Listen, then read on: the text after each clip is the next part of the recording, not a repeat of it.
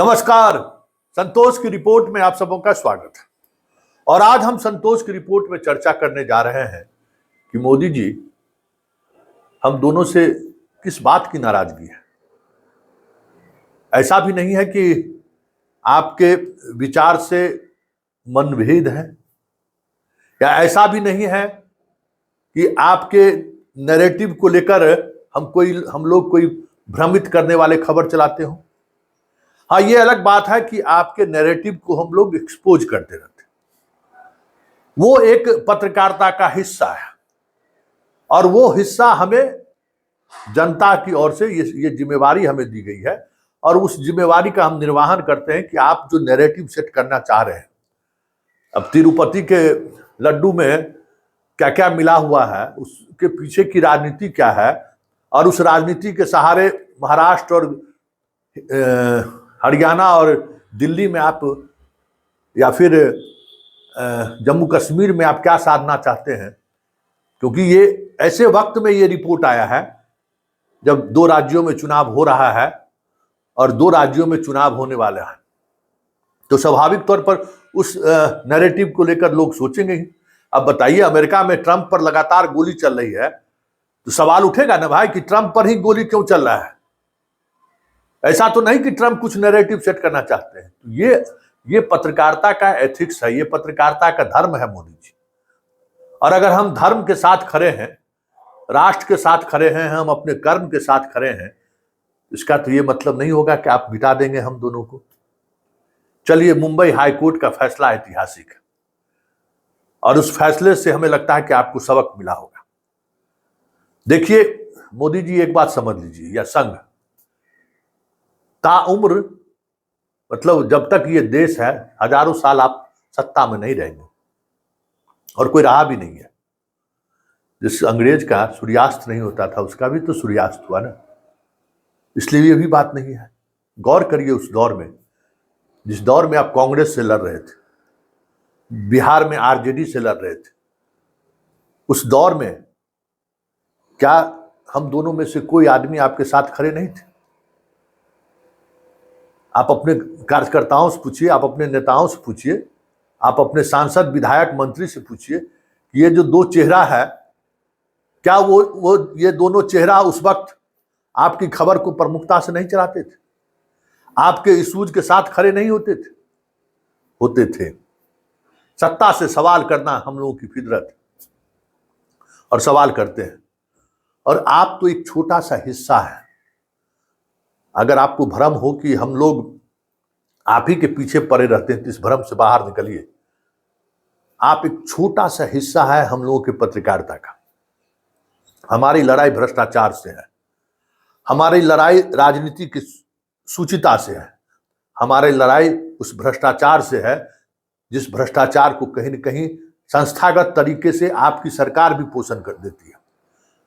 बिहार में शिक्षक बहाली में जो गलत तरीके से फर्जी लोग बहाल हुए हैं, उनको बाहर निकालने की लड़ाई लड़ रहे हैं। दो डबल इंजन की सरकार है। अगर शर्म हो तो आप सीबीआई और ईडी से जांच करा लीजिए कि हजारों कैसे प्रतिभावान छात्र बाहर हैं और यहां गलत लोगों की बहाली हुई है। लड़ाई वो लड़ रहे हैं। हर दिन बिहार में लड़ाई भ्रष्टाचार के खिलाफ लड़ाई लड़ रहे हैं, पुलिस के जुल्म के साथ लड़ाई लड़ रहे हैं। आज उड़ीसा में एक सेना के अधिकारी की मंगेतर के साथ थाना में अगर इस तरीके की घटना हो रही है और मेन एक्सट्रीम मीडिया चुप है, तो भले आपको ये सुकून देने वाला चीज होगा, ये आपको सुकून मिल रहा होगा, लेकिन याद रखिए, सरकार में आप नहीं रहेंगे। और हम लोगों को ये महसूस होता है कि इस जिंदगी में ही हम लोगों के रहते रहते आप सरकार से बाहर होंगे, और उस वक्त याद रखिएगा, यही चेहरे आपके साथ खड़े होंगे। जितने आज आपके चरण वंदना में लगे हुए हैं, एक भी दूर दूर तक दिखाई नहीं देंगे, क्योंकि उसका फितरत चरण वंदना है। जैसे ही सरकार बदलेगी ना, जिसकी सरकार आएगी उसकी वंदना वो शुरू कर देगा। उस वक्त भी लड़ने वाला, सत्ता से लड़ने वाला, यही कुछ चेहरा आपके साथ खड़े दिखेंगे। इसलिए ऐसे लोगों के साथ उसके पेट पर क्यों लात मारने को चाहिए? ये फैक्ट चेकर लगा कर क्या करना चाहते हैं? ये जो फैक्ट चेकर लगा के यूट्यूब, सोशल मीडिया पर जो हम लोग जैसे पत्रकार जो खबर लड़ाई लड़ रहे हैं सिस्टम से, उसको आप रोकना चाहते हैं। अधिकारियों को आप कहते हैं कि इसका चेक कीजिए और उसके बाद पब्लिश कीजिए, यही आप चाहते हैं ना। तो कौन लोग किससे 90% तो फेसबुक पर उलूल जुलूल वाला ही है, गीते संगीत डांसे रील से बना रहा है, उसको तो इससे मतलब नहीं है। बचे जो 7-8% लोग, वो दोनों तरफ के लोग हैं, जो सिर्फ नैरेटिव सेट करते हैं। जो कांग्रेस माइंडेड हैं वो कांग्रेस के लिए, जो बीजेपी माइंडेड है बीजेपी के लिए खबर को उसी तरीके से परोसते रहते हैं। बचे 2-3% जो पत्रकारिता कर रहे हैं, समस्या आपको उसी से है। आपको भक्तों से समस्या नहीं है, क्योंकि दोनों भक्त अपने अपने सर्किल में जो है ना कमा रहा है।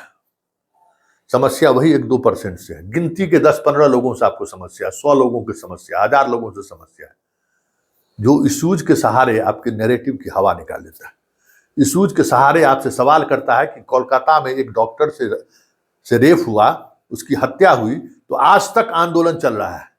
लेकिन पूरे देश में जिस तरीके से आए दिन घटनाएं घट रही हैं, मीडिया न उस खबर को तवज्जो देती है जिस तरीके से कोलकाता के खबर को तवज्जो दे रही है, और ना ही उस तरीके की नैरेटिव को लेकर सवाल खड़े करते हैं। हम लोग सवाल खड़ा करते हैं, हम आपके उस नैरेटिव की हवा निकाल देते हैं। समस्या यही है। लेकिन ये आज सरकार में आप में है, आप हैं तो ये मेरी जिम्मेवारी है। लेकिन इसका ये मतलब नहीं है कि आप हम लोगों के पीछे इस तरीके से पड़ जाइए। चलिए, मुंबई हाई कोर्ट के इस फैसले से हमें लगता है कि बहुत सारी चीजें बदलेंगी, और आपकी जो प्रवृत्ति है ना, जिस प्रवृत्ति के सहारे डेमोक्रेसी को कमजोर करना चाहते हैं, हमें लगता है कि मुंबई हाई कोर्ट के इस जजमेंट से आपको धक्का लगा होगा। वैसे आप, हमें लगता है कि इस तरीके के चीजों से सीख लेते हुए हमने कभी नहीं देखा है।